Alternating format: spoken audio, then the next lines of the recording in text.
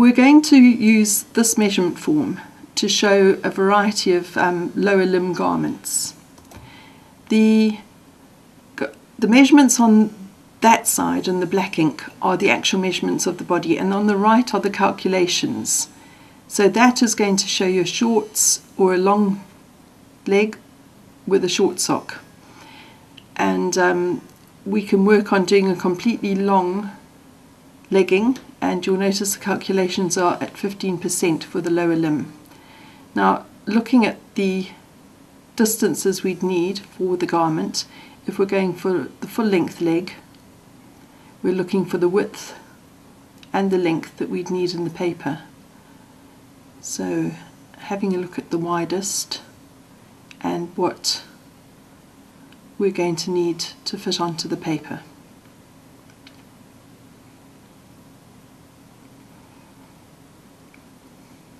We usually realise that the top of the leg is going to be the widest measurement, and we'll fold the paper in half. If that will fit, it's well and good, but if it doesn't, we'll have to add to the paper. So having a look here, it looks as if we're going to need slightly more than we have in double, but if we get the right amount of paper at least on one side, then we can add to the other. We'll see if that fits as we go along, because we're going to actually start from right down at the hem of the long leg, which we start immediately with giving a hem allowance. And if we just concentrate on the red measurements, which are the actual calculations for the size of the pattern. Here we go, that will be 1 centimetre hem allowance. And then taking the distances, which in each case here are 7, we go up the leg and put the markings for where the measurements will be. And that takes us to the knee. Now those will need to be at right angles to the fold. So going up the thigh now, and the measurements once again, 4 measurements in this case, until you get to the groin, and using the set square to make sure that we're working on the right angle to the fold to get the full circumference for the fabric at that point of the body. Now we don't remove any of the distances between the sections, because although the fabric does stretch to an extent in length, the person will need that length when they move, bending knees and crouching down. They'll need all the give and take that the knit fabric will give them. We reduce the width by 15% so that it hugs. Now we're starting on each measurement. The first one was already plotted, and taking care to put each measurement in the correct position, you can usually see the shape that you'd expect of a calf, but there are differences in people who are injured. They may have pieces missing, or in fact be more swollen in some areas, which is why these are custom made. The knee, as you can see, characteristically goes in from the calf, and here we are going up the thigh, so making a mark to show that we have got to the knee. And we're going up the thigh, which starts to increase rapidly because of the greater amount. And now I'm actually going off the edge of the paper because I'm onto the back piece where we're going to need to join. Now we are nearly at the groin. We're going to be the full width of this fold, and I'm just beginning to think that possibly we should have made a bit more room, because I'll have to actually make a note there that we're adding some paper onto that. before we can do that, because you do find that actually the hips and the buttocks sometimes will extend beyond those measurements, and this is a difficult way of finding out, is that you have to go by the diagonal really to see where the buttocks is sighted. And once again you see we are going beyond the original fold of the fabric, so we will be adding a piece on. The thing to do now is to join up the dots with a sympathetic curve, like a graph. You wouldn't join it up with a ruler in straight lines, you actually have to do an in and an out on the curve, as you can see, like an undulating landscape. It is a body after all. And now if we take that away, cutting according to the pattern, this shows that the seam will be following the contour, and the front of a person's shin is usually quite straight, so it's most sensible for the seam of trousers to run up the back of the leg, because that's where the contour for the calf and the buttocks actually lies. Now to decide what we're adding on to this, because we're now having to add to both sides, it's sensible usually to only have to add to one side, but in this case we'll be adding to both sides, and if the paper will stay where it should be when I sellotape it, we'll be lucky. There we are. And now to make the plot, the marks where they should be, we have to go back to quite where we were to be sure that we're in the right spot. It was the second measurement before the groin that was just about half a centimetre short of the edge of the underlying paper, and then the hip right on the groin was slightly wider, and now we'll be able to accommodate the diagonal for the buttocks. Very important to always have measured the distance on the side of the hip between the diagonal and the line that's on the groin that is parallel to the floor. So that's why you need to actually measure on the outer side of the leg, and that shows you that's where we ended up with that diagonal measurement. And as you can see, I usually measure with the edge of the ruler sitting on the white so you can see the position better. So here we go, that gives a bit more room for the buttocks. Now on some people of course it will be more pronounced than that. We are going to need to add more paper in the upward direction now as well. So how to do that is always a little difficult on the narrow table, because it's going to want to slip. So possibly best to just overlap it. I want it to fold and I don't really want it rumpled, so it's a little tricky. But often the case with a long garment that you're having to, unless you have a continuous roll of fabric, paper, pattern making paper, which can also have its problems of curling up because it's used to being on the roll. So we generally use the flat tracing paper, and here we are. It's not as clear as some because it's catering paper, but here we are, we've got enough room to put the lower torso onto the paper. I'm just sellotaping the little edges that might otherwise flap around and get torn.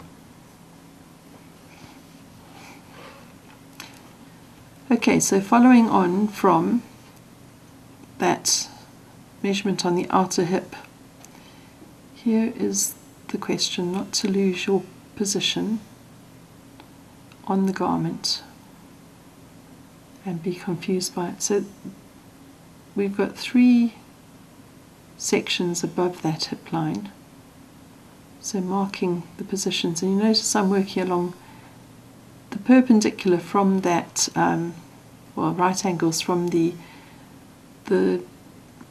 hip line. And in this case we work inwards from that. But to make some, we've got to be aware of the fact that we're wanting right angle from the fold, but at the same time there may be a bit more curve going out. But what we're trying to ascertain, because it's hard because there's a torso here and the body fits down inside the crutch, and we've got to work out just what that crutch allowance needs to be.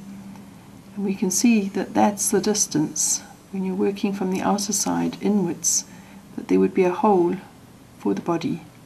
So we're putting the measurements working in from the outer edge. So thinking that that seam's going up the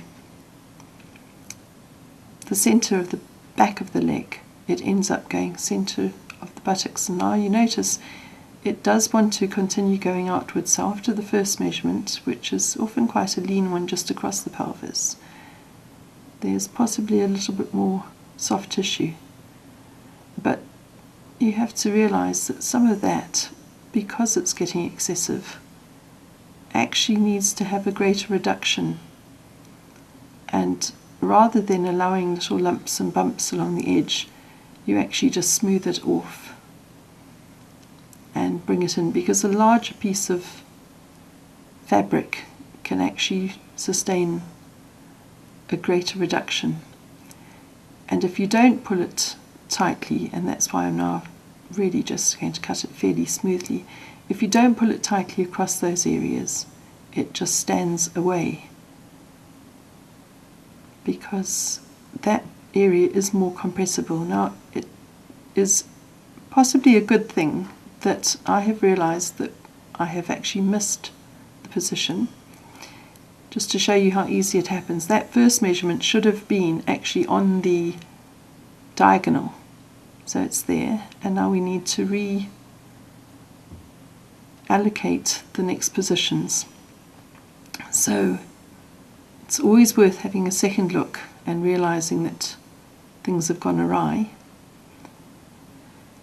and that in fact the crutch goes all the way down, and it actually goes beyond that. It goes down to the groin.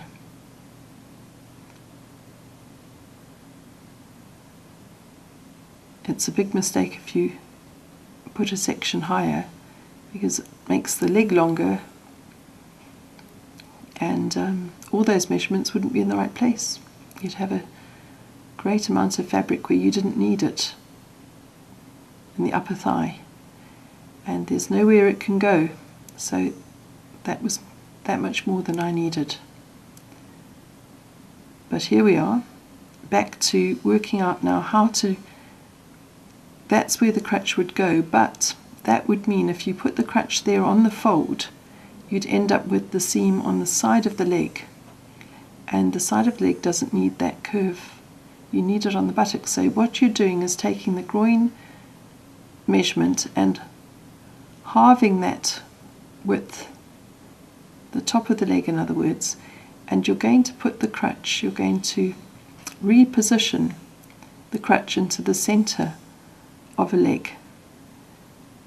So the inside centre of the leg would have a hole in it, and that would mean the seam would then go up centrally on the buttocks. So that allowance that I'd worked out we would be removing is not going to be removed on the fold, it's going to be removed on one side of the leg only. So that's why I'm doubling it.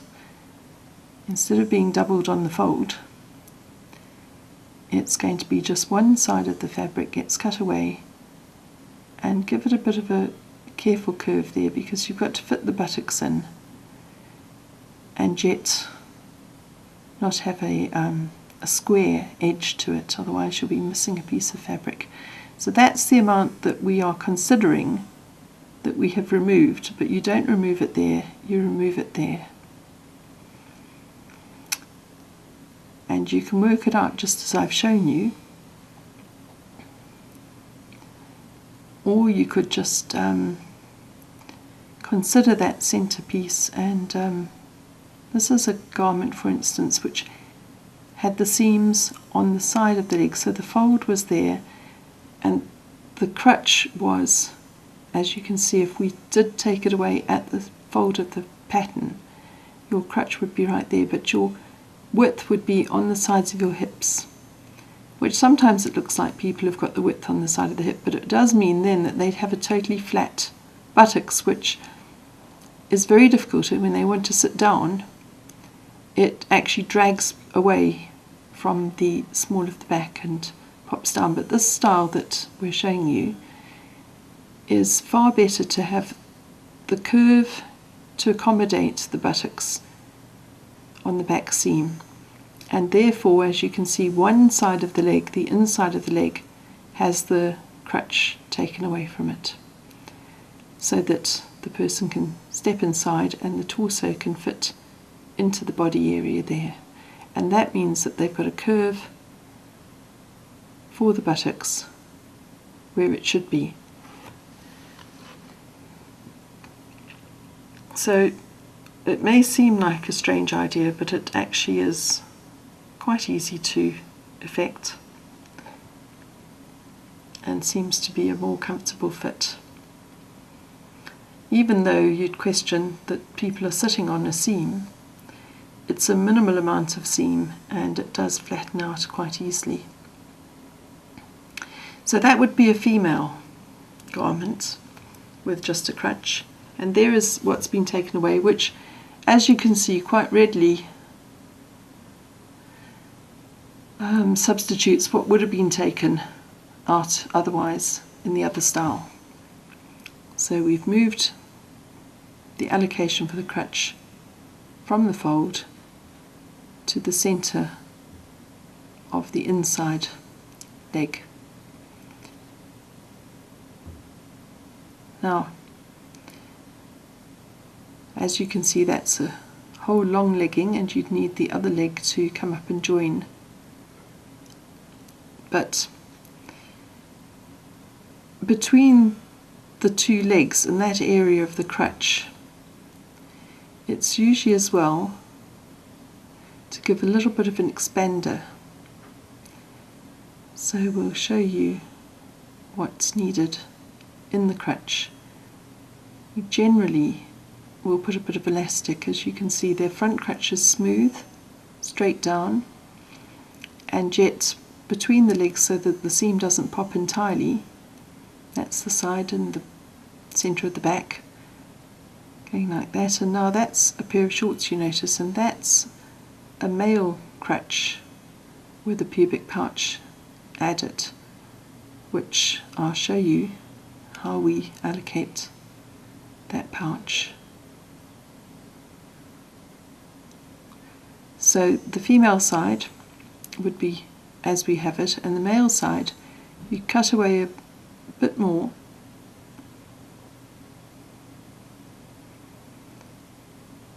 to a sensible height that would go above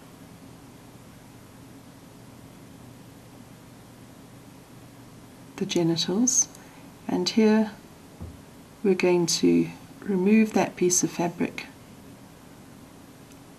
at this stage only on the pattern, but we would then need to replace it.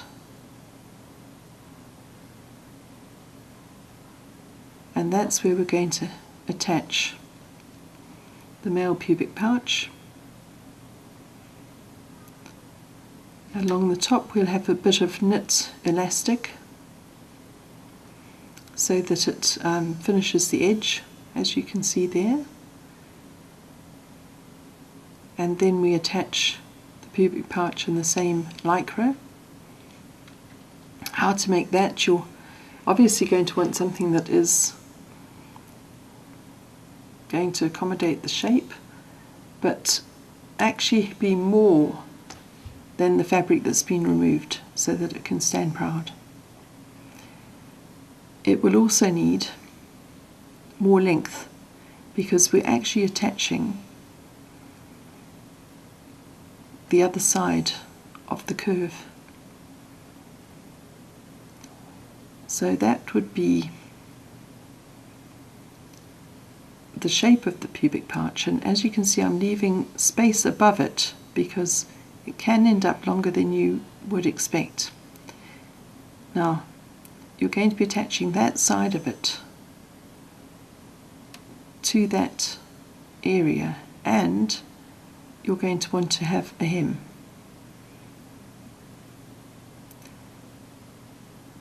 So that will be the pattern piece for the pubic pouch, which as you can see is considerably larger than what was removed. And you're going to have the fold of the fabric on the outer edge, and then the inner edge on the curve is going to be a seam, a hem at the top, and once again mark the pattern as to what the piece is and who it's for. You're cutting one of those on the fold and you're attaching along that edge.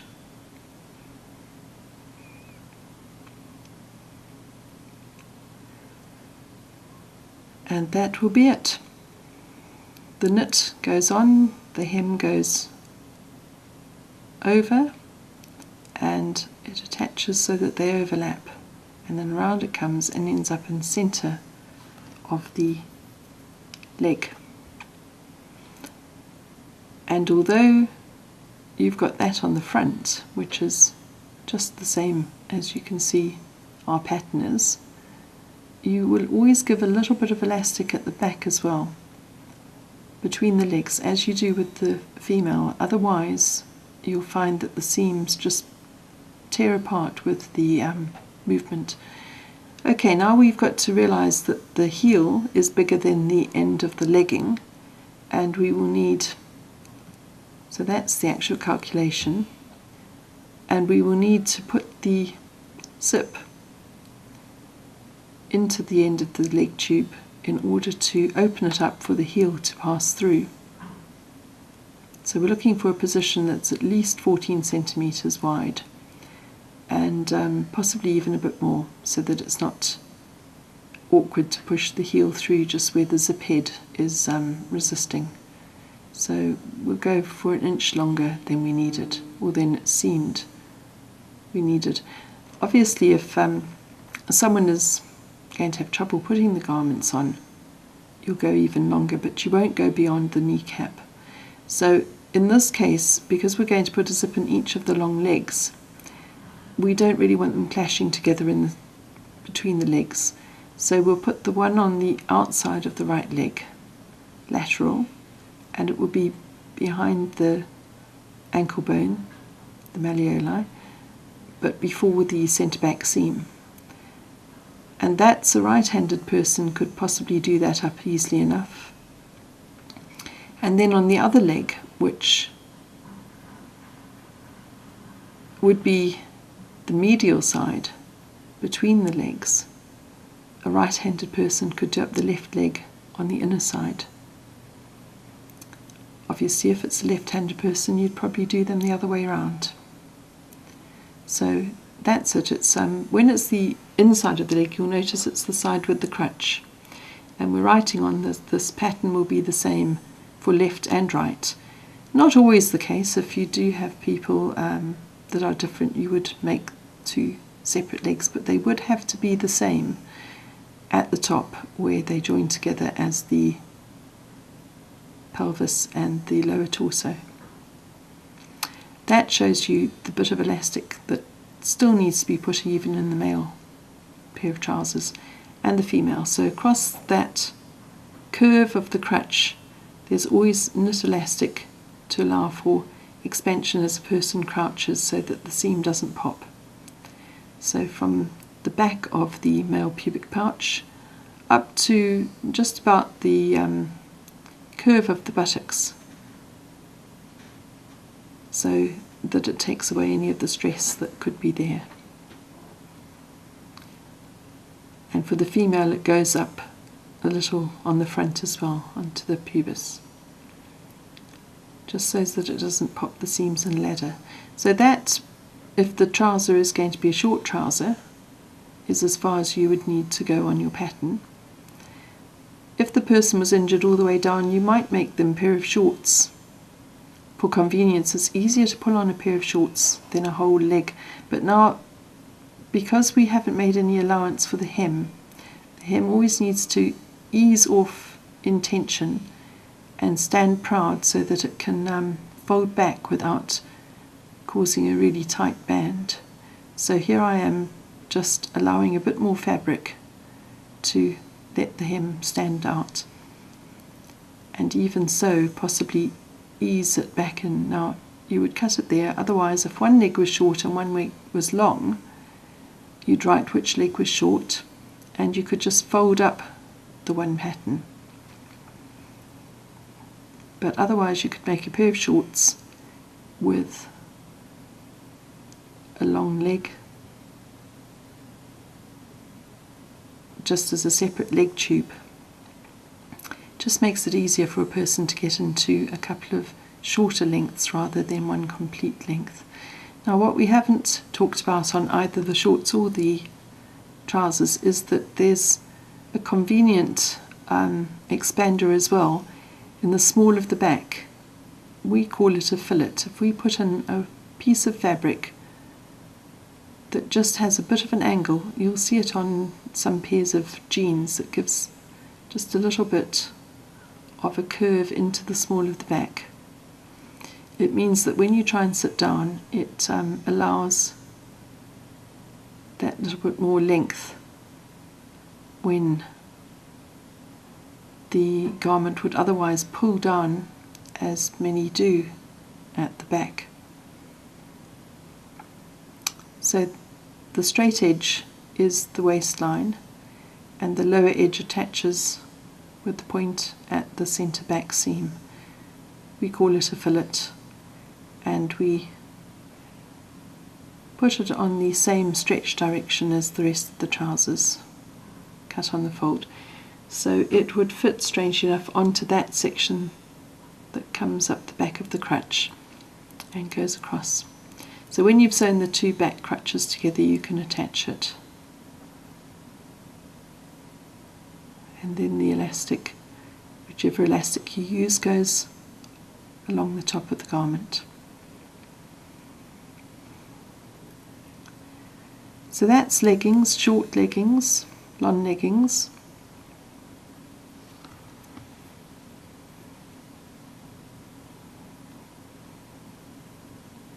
If we're going to do the process of sewing the garments, whether it's long legs or shorts, the first thing I'd suggest is you sew the hems. So with the fabric wide open, you turn back the hem and you sew the entire width of the trouser, whether it's the short or the long. And the next thing, if you do have a long leg and a zip, is you'd sew the zip in. So the zip just goes onto the hem, and as with most of our closed end zips, we sew them up each side and then cut it slightly to one side to make the lining. Now the next thing is to sew your trouser leg up the back seam. So whether it be short or long, make your way up the back seam. That's going over the edge of the hem. And beware with a long trouser leg that you don't actually get the two sides stretched unequally. You did cut them together, so they should be able to hold together. And the next thing you'd sew is you take each of the legs and you would put the centre front of the crutch together. So whether it be a male or a female, you'd sew that together. On the males down to the pouch, on a female you'd sew down to just over the pubis really. When you start seeing the curve of the crutch. But with the male pouch you then attach the knit, and then you'd sew the edge of your male pouch at the bottom, the curve, together. And then you'd open out and sew the hem, just a simple hem across the top, and then you'd place that just over the knit, not entirely to the top of it, but I find about halfway down, so it overlaps, but the entrance can easily be seen. And then because the curve is already sewn together, you go down one side to the centre point, and then you go down the other side. Flat seams I find are tidier, and then you would start coming down the centre back seam, whether it's the male or the female. You would go, in most cases, well in both cases, you go to about the same point. Just as you see the curve of the crutch beginning to go off at an angle, you stop, and therefore you can insert that knit elastic with the male from the end of the pubic pouch to that curve, but on the female it's going to be all the way round. So that severe part of the curve of the crutch in each case is protected by the adjustable fit of the knit elastic. It also gives a little bit of air into the crutch area. Now the centre back seam is together, so you would then attach the centre of the fillet, and I find I start right at the point and sew in one direction and then in the other direction, and once those are smoothly joined, then you can actually finish it off with whichever elastic you're going to have as the waistband, whether it be a silicone elastic or a plush elastic.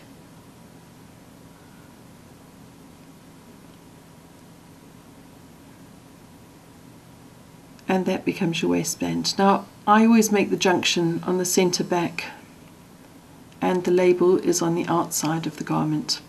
So you've sewn all the way around, and I always have an overlap because the elastic is going to be under a lot of tension when it's being pulled on and off, and we don't want it to spring open. Threads of elastic or cords of elastic can pop out. So I have my characteristic up and down across it, which you'll see there where I attach the label at the back. So that is now looking at whether or not we're going to make a sock. You can either have just the leg tube, for instance, which would be much the same as you've seen us make with the sections and the calculations making the curve, and you can either have it with the one seam on the back, or as you can see, if you halve those measurements and produce a side seam, you're going to get a more contoured curve. Now I'd have to demonstrate this to show that you actually, what should we say, you share the gradient. You can see there's quite a gradient on the back seam of that shapely calf, but in this case, if we're just going to have a leg tube, we can get away with halving those measurements and putting two seams. And as we know with any tailoring, the more seams you have, the more contoured the fit. So although we've said it's the shape of the calf and the shape of the buttocks when it runs up the centre back of the leg, it is actually easier when it's just a lower leg tube to have not quite such a gradient on the stretch of the fabric. It's more likely to hug and stay up if you've shared the flare. Calculating now half of each of the calculations, so it's already been calculated, and just halving them, you'll see that we can get a garment that's more likely to hug that shin.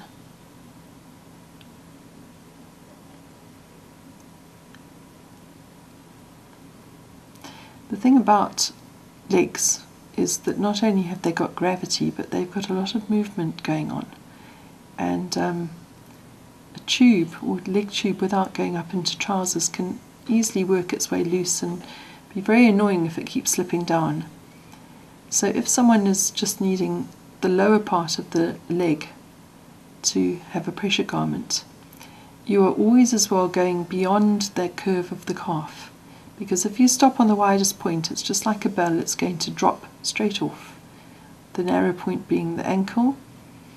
And I always find you need to go beyond the calf up to just under the knee, even if the injury isn't as high as that, just so that the garment stays on, because to stop on the muscle of the calf is much more likely to cause the garment to slip and shift. So you can see that's the widest point there, really. We are hopefully going to come in a bit from that wide point, and there'll be something to grip onto. And let's see how it looks. It's not quite as pronounced a curve, you'll notice, because we've shared it by halving it. But you can see that the widest part of the calf is still visible, and that we're going to stop beyond that in order to hug just under the kneecap. Bearing in mind that can be a little uncomfortable on the back of the knee, but it's a much safer place to grip than on the wider part of the calf. So although it may look different,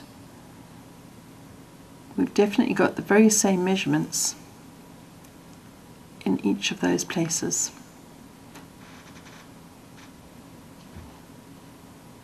And that's very simply how to do a leg tube to just below the knee. Now we'll need a zip again, which we've already worked out because the heel is wider than the end of the leg, and we knew that to allow the heel to go through that, we found we needed the zip to go up to where the garment was at least the width of the heel, if not more. And you're going to write on the pattern just where you want that zip. It will not be on the front of the calf, on the shin, otherwise the end of the zip, the head of the zip, sits right on the anterior ankle where you bend. So now you'll need a silicone elastic on the top, and on a big strong leg you'd probably need the 3-wave elastic to hold it. On a less active person you might manage with the 2-wave elastic. But there we are, that is the front of the garment, and the posterior, that's the curve of the calf, and the elastic going all the way around. Now we put the joint of the elastic on the outer edge, and we make that a flat seam down the inner leg so that there doesn't have to be a joint. And you'll notice we put the zip on the outer leg behind the ankle, and that would be the lateral side of a left leg. So in fact it's a left I've made with the zip on the lateral side, but at the back, so sometimes we write posterior.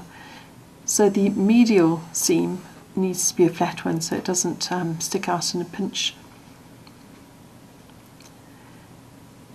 And the outer seam we would need to pinch together. So that's why we run the zip up the back, not quite on the Achilles tendon, but just between the back of the heel and the bone of the ankle.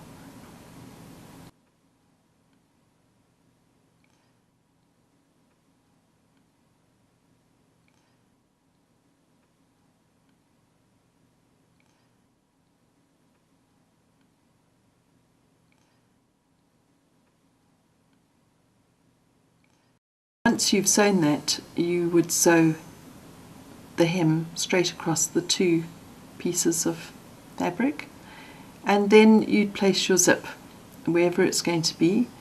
In this case it's on the outer side at the back of the leg, and then you have to bear in mind of course what leg you're making all the time, visualize it, and then you've got the fabric wide open still, and you'd sew that elastic over the top, and then you would be able to sew up the pinched seam on the outer side. Leaving a bit of room, I usually stop going up the side of the fabric and then join the elastic, as you saw, but a smaller one than on the trousers, an overlap. Now,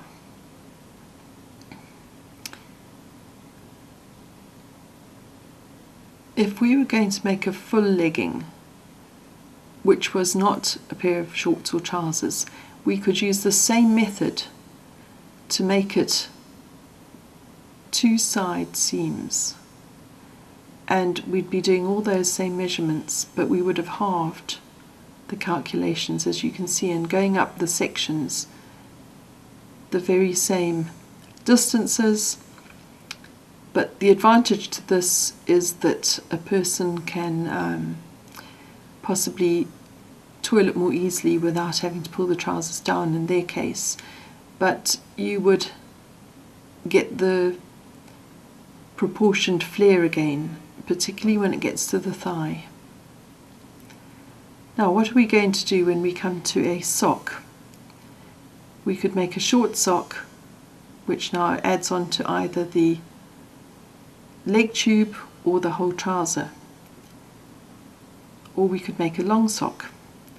So you've got the circumference of the leg again, but in this case you multiply by 0.425, and then you're going to divide it into 4 sections. Now, the first quarter is going to be the top panel, and the 3/4 is going to be the underside. So the top panel is there to give a smooth piece of fabric across the bend in the ankle, and then the lower panel is 3/4 of the amount of fabric that's needed to cover the foot, and that's because you need to bend at the heel. Now, the old style sock we did was just 2 pieces like that flat leg tube with 2 side seams, and just had a bit of a dart, which wasn't really adequate because it pulled in at the arch so much. So now, giving more dart and a narrow piece down the front of the ankle, the anterior of the ankle, we're trying to avoid it creasing excessively on the ankle or even having a seam across the ankle front. So this is the style that we now call the top panel sock. That was just a side seam sock with a small dart to allow for the heel, but what happened was we'd get a lot of creasing on the front of the ankle. As the ankle bends, they do have creasing in the skin, but the fabric would crease that much more. A foot does need to spend a lot of the time being walked on and at right angles, and we find in this case we actually have to cater for that and make a garment with the dart at the heel. So, having made the calculations already 1/4 and 3/4, we're just going to make, in this case, just the lower part of the sock. So we'll start at just 1 section above the ankle. We have to be aware that the heel, instead of being 0.425, is actually 0.4, because it's such an angle we otherwise end up with a saggy point on the heel. So that's got a slightly different calculation. We've calculated everything else on 15%, but that's actually 20%. It's just that the fabric stretches so much more on a diagonal gradient that we need to bring it in to make it fit comfortably and correctly. So modifying that to being 0.4 and then dividing it by 4, and then multiplying by 3 gives the under panel. So that's just highlighting what is often an error in this sock pattern. Although it's still 1/4 and 3/4, it's a greater reduction on the heel. This also happens on shoulders and particularly on head masks. when you're going around a greater curve, you find you need more of a reduction. Now, we're just going to do the lower sock as if we had that leg tube and a sock. Sometimes we have to supply the sock because we've squeezed a leg and a foot can swell, or sometimes because the foot's also injured, but it's so much easier for a patient to be able to remove the socks and leg tubes separately. So starting at the top, it's going to have a hem. It's usually better to have a hem than to attach an elastic or an edging, because they wash differently and can shrink up after a few washes and actually cause more discomfort than a hem. Although the hem's double thickness and can be a bit tighter, we need to just allow a little bit on the hem. Now this is the ankle position, which as you can see is gradually reducing, but now you've got to accommodate the heel. And this heel is an interesting calculation. You've got to be at an angle and it's got to match up with the edge of the sock's tube. So it's a tube with a piece bitten out of it by the dart. But although it seems that we need a particular angle for this heel, what you also need is you need both sides of that angle to match up. And this takes a little bit of looking to see whether or not they're going to match up, whether that side is going to actually fit together. And so sometimes you have to work back and forth. We find that the dart is about 60, so the angle of the two sides is somewhere around about 60 degrees. So of that 180 straight line, you've got about 60, an angle of 60 there. And what I'm doing here is I'm making sure that I don't cut the fabric right to the last point. You need a little bit of fabric under the heel, so you come up a fair amount, either a centimetre or a centimetre and a half, bearing in mind that the person's foot is traced underneath. We've got to see where the arch of the foot really is. So take the size of the ankle with a tape measure and have a look at it.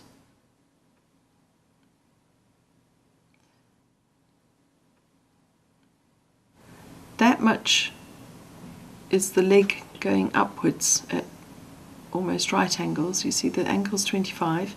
So if you were to draw that in, you'll see that that's where the arch of the foot was measured, and then that's where the joints of the toe, otherwise called the metatarsal heads or flange, and those will give you the proportions of the distances you need. So the tracing of the foot's vital really, and as I measure I usually like to mark those specific areas. Now of course we also need the toe if we're going to use that toe to anchor the garment. So here we go again, we've got the distances now, and that first distance from the ankle to the metatarsal flange, and then the distance to the end of the toe. Now we can put the width of the tube, which is, this is the lower side of the pattern that we're dealing with at the moment, so it's the larger measurement, the 7.8. And here we go, the tube is narrowing down towards the toes. And if we cut this away, we'll see how it puts together, whether it all matches and works. So you notice cutting ahead of the calculation, it still gives the allowance for the heel to be that size, but we want a bit of fabric left under the heel. So those two sides, well, the hem would go over and has to have a bit of a flare, and then those two sides need to match, and you can see why we need that little bit of fabric to be on the straight level for the base of the heel. Then those two sides would join together and form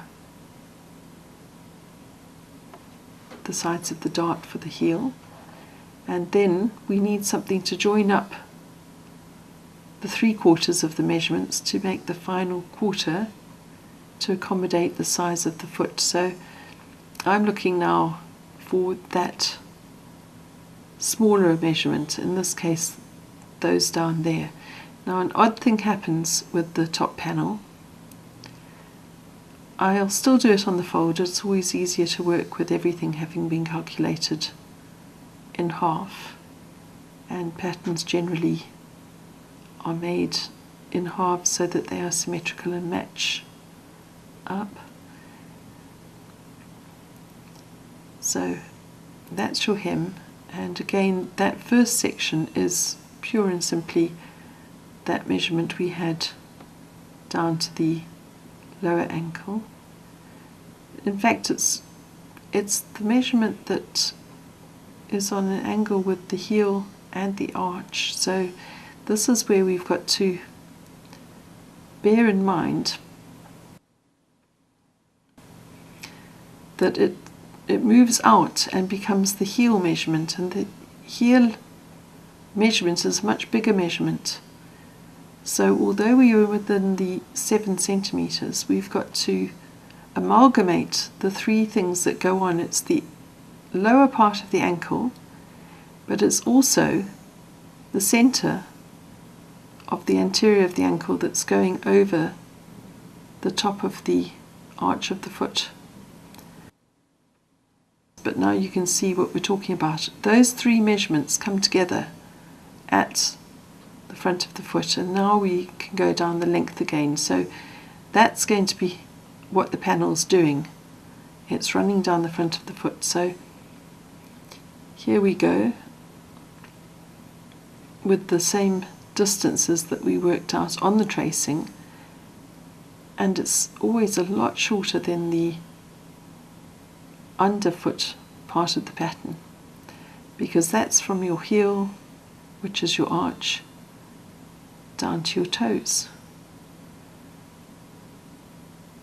and only has the slight peak to accommodate the 3 measurements coming together at that junction. Bearing in mind you've got to have the curve, the fold over for the hem has always got to have the little allowance so it doesn't pinch in, and as you can see that needs to match the measurements at the top of the foot and the tube for the ankle, but it all closes together at the heel. Now if we're just going to have a plain simple open toe, then it would be doing that. Because the heel is so much bigger again, as we've said before,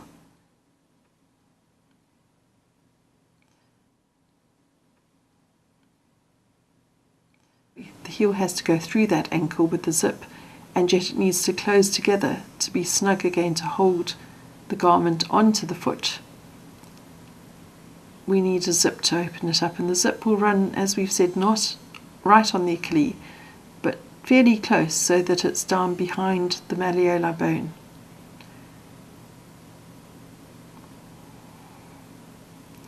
Deciding whether this is the man's sock, and of course it is the man's measurements we've been looking at, so we are giving it the same name and writing the name onto all the pattern pieces so that they can be united in a pattern, and if ever one goes astray we know where it belongs. Now it's whether or not we're going to have in other cases a long sock. You'll find that a long sock would look like that, and that's actually a right hand sock, because we do the same thing with the inner seams are flat seams and the outer seams are pinched. Now in this case it's the short sock, so that you've got the long leg tube and a sock, and you'll notice here we've got the division on the right big toe so that the garment will not slide up and roll up over the scarring that might be on the arch and actually become quite a nuisance, all wrinkling up and rolling up under a sock and inside the shoe. A garment that is open-toed may have that problem. You'd still leave it quite long so that it hopefully does hold down there, but you'll notice that it has the possibility of sliding upwards. Some people can't tolerate the toe divide gusset, so they have to somehow make do. But I'd rather not do a closed toe completely, because the closed around the end of the toenails can be pretty uncomfortable. It can rub on them. So the idea of doing this divider means that someone could wear thonged open shoes, or it just stops the garment from sliding up, but it also means that if there's a scar on the top of the foot, it brings the fabric very cleanly and determinedly holds it down along and across the arch. So what we're going to do is, you imagine, as you will know, that the garment is made, and if this were a left side, we'd be putting that flat seam there, and then we would be putting the toe, and it happens to be a right foot. But the end of the garment is just going to let the toes stick out, and then we'll see that it is, the web space is that far in. So you take the measurement, and it's the distance we've calculated, the 8 centimetre circumference, with the reduction in half, and then take off the 0.4 for the gusset, as we do with gloves. Although in toes we do put in a larger gusset, because there is a much bigger head to a toe. You'll find that the joint around near the nail is quite a lot chunkier, and therefore doesn't taper like a sock, like a glove does. It actually needs to be full width and quite wide to accommodate the toe going in. You're just trying to anchor it, you're not really wanting to squeeze the toe, although there are times there's scarring on the toe. So how am I sewing this up? The very first thing is the lower pattern, do the darts. The next thing would be, whichever foot it is, left or right, the medial seam is the seam that we do flat, and I'd run the panel under the joint of the outer panel. So you're not pushing the joint down into the foot, you're actually smoothing under the joint of the dart. So the next thing would be the hem right the way across the open sock, and after having done that, you'd put the zip in. So the hem's done and the zip comes next, as with all the other garments we've mentioned. You sew around the zip, you'd cut it open to one side of the zip to make the fabric underneath act as a lining behind the zip head. And you'd come as far down as you possibly can to the apex of the heel with the dart, but not right at the centre back on the axilla. It would be, in this case, it's on the medial side, and then you'd sew up the outer side with that pinched dart seam.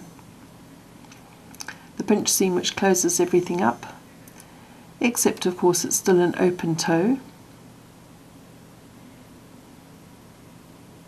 until you put the position in. Now you only put the position in once you've closed the garment up as a tube. So we've done flat seam, zip, pinched seam,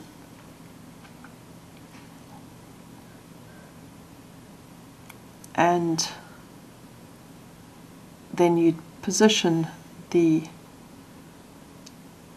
toe, you'd slash further back on the upper side to put the angled gusset in, and the lower side you'd leave lower, otherwise it would go right back into the flesh, and you'd put the angled gusset in, sewing the top seam flat and then the under seam, and there you have a sock and a leg tube. Alternatively, a long sock but the separate garments can be a benefit in some cases. Now in this case you could have the long trousers and a short sock,